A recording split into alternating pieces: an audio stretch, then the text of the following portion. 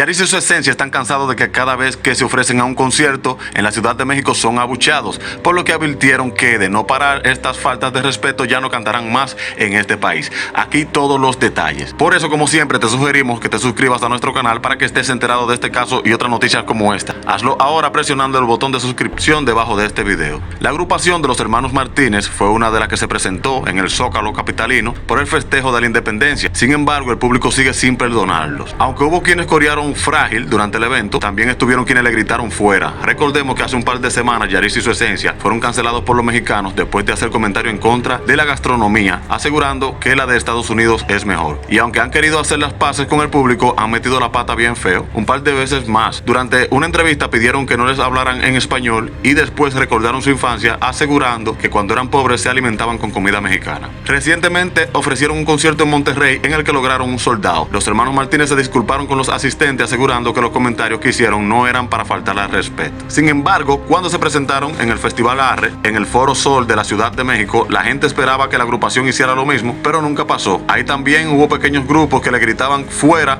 y chicken chicken. Yaritza y su esencia solo interpretaron una canción y desaparecieron del escenario. Lamentablemente el público no lo recibió con aplausos, todo lo contrario, lo abuchearon y le pedían que se fueran. Tras lo ocurrido, los hermanos Martínez advirtieron que si no paraban estas faltas de respeto en sus presentaciones, ya no darían más conciertos en México. El anuncio de la agrupación puso triste a muchos de sus fans, pero alegre a otros más, ya que aplaudieron su decisión. Mientras tanto, ¿tú qué opinas? Y al final te dejamos dos videos. Uno nos muestra objetos lanzados a cantantes en pleno show y otro nos enseña caída de cantantes en presentaciones. Así que haz clic en el cuadro que te interese y si no te aparecen los cuadros, pues fácil. Los links están en la descripción de este video.